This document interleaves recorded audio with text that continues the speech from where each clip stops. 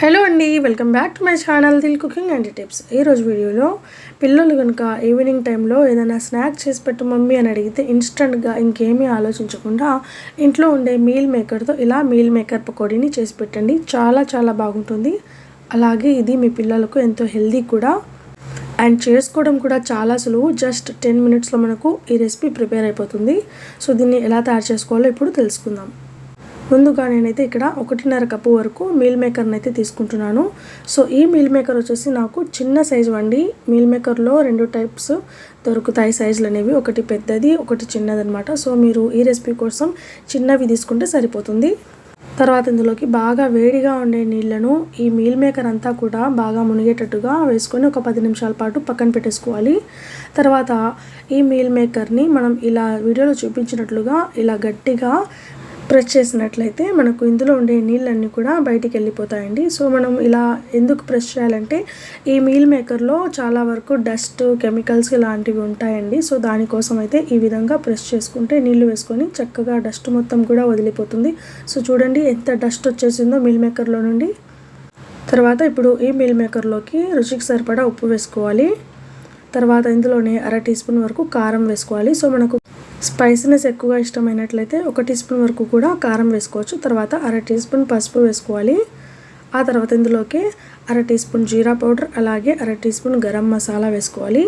తర్వాత 1/2 tea spoon వరకు ధనియాల పౌడర్ కూడా వేసుకోవాలి. తర్వాత ఇందులోకి 1 టీ స్పూన్ వరకు అల్లం వెల్లుల్లి పేస్ట్ని కూడా వేసుకోవాలండి. సో ఇలా మసాలాలన్నీ కూడా వేసుకున్న తర్వాత చిటికెడు ఫుడ్ కలర్ని కూడా వేసుకోవాలి. ఇది కంప్లీట్గా ఆప్షనల్ మాత్రమే, ఉంటే వేసుకోవచ్చు లేదంటే లేదు. తర్వాత ఇందులోకి 1/2 టేబుల్ స్పూన్ కార్న్ ఫ్లోర్, అలాగే 1/2 టేబుల్ స్పూన్ మైదా పిండి వేసుకోవాలి. అలాగే 1/2 టేబుల్ స్పూన్ బియ్యం పిండి కూడా వేసుకోవాలి. ఒకవేళ మీ దగ్గర బియ్యం పిండి కనుక లేకున్నట్లయితే ఈ బియ్యం పిండికి ఆల్టర్నేటివ్గా మనం శనగపిండిని కూడా యూజ్ చేసుకోవచ్చు. తర్వాత ఇందులోకి ఒక కోడిగుడ్డుని అయితే వేసుకుంటున్నానండి. ఎక్కడ కూడా వాటర్ అనేది యాడ్ చేయకుండా జస్ట్ ఈ కోడిగుడ్డుతోనే ఇలా ఈ విధంగా వీడియోలో చూపించినట్లుగా చక్కగా మసాలాలన్నీ కూడా మీల్ మేకర్కి పట్టే విధంగా ఒకసారి బాగా కలిపేసుకోవాలి. తర్వాత ఇందులోకి అరచెక్క నిమ్మరసాన్ని కూడా పిండేసుకొని ఇంకొకసారి బాగా మిక్స్ చేసుకోవాలండి. ఆ తర్వాత స్టవ్ పైన ఒక ప్యాన్ పెట్టేసుకొని అందులోకి డీప్ ఫ్రైకి సరిపడా ఆయిల్ని వేసుకోవాలి.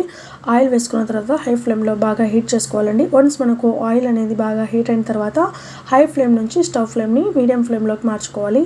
తర్వాత ఈ మీల్ మేకర్ని అన్నింటిని కూడా ఒక్కొక్కటిగా ఇలా ఆయిల్లో వేసుకోవాలి. సో ఇలా మనకు ప్యాన్లో ఎన్ని మీల్ మేకర్లు అయితే పడతాయో సో అన్నింటినీ వేసుకొని ఇలా మీడియం ఫ్లేమ్లోనే చక్కగా గోల్డెన్ బ్రౌన్ కలర్ వచ్చేంత వరకు బాగా వేపుకొని ఒక ప్లేట్లోకి తీసి సర్వ్ చేసుకోవాలండి. అంతే, ఎంతో ఈజీగా ఉండే మీల్ మేకర్ పకోడీ రెడీ అనమాట. మనం సర్వ్ చేసేటప్పుడు వీటిపైన కాస్తంత కరివేపాకుని, అంటే ఆయిల్లో ఫ్రై చేసుకున్న కరివేపాకుని, అలాగే ఆనియన్స్ ఇంకా లెమన్తో కనుక సర్వ్ చేస్తే చాలా బాగుంటుంది. వీటిని వేడివేడిగా టీతో పాటు కనుక సర్వ్ చేసినట్లయితే పిల్లలు, పెద్దలు అందరూ కూడా ఇష్టంగా తినేస్తారు. సో ఫ్రెండ్స్, చూసేసారు కదా మీల్ మేకర్ పకోడీని ఎలా తయారు చేసుకోవాలి అనేది. అయితే మరి మీకు నా రెసిపీ నచ్చిందా?